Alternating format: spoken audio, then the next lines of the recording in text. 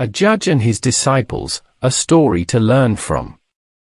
A senior judge put a lawsuit in front of his students to test them and asked them to write their judgment.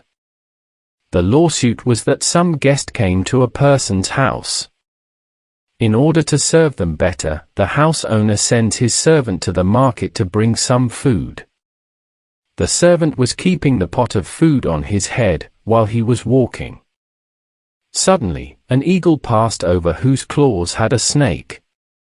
Snake's venom dropped from his mouth into the food. When guests ate it, all of them died. Now, whose fault is this? The judge asks his disciples.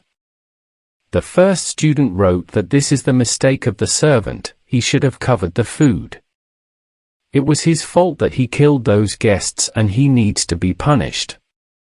The judge said that it is correct that the servant should have covered the utensils. But this is not such a big crime that he should be sentenced to death. The other student wrote that the real crime is that of the owner of the house, he should have tasted the food himself first. Then it should be presented to the guests. The judge also denied this reason as not relevant.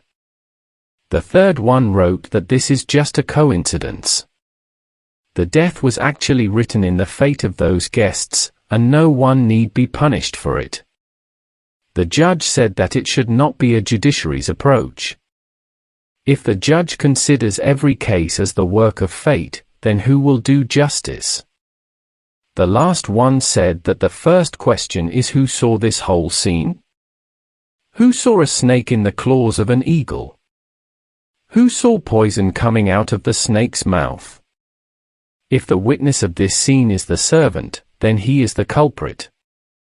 If the witness is the owner, then he is guilty, and if there is no witness, then the person who made up this story is the killer. The judge praised this young student and appointed him to the post of a new judge, because he was the only one who was thinking critically.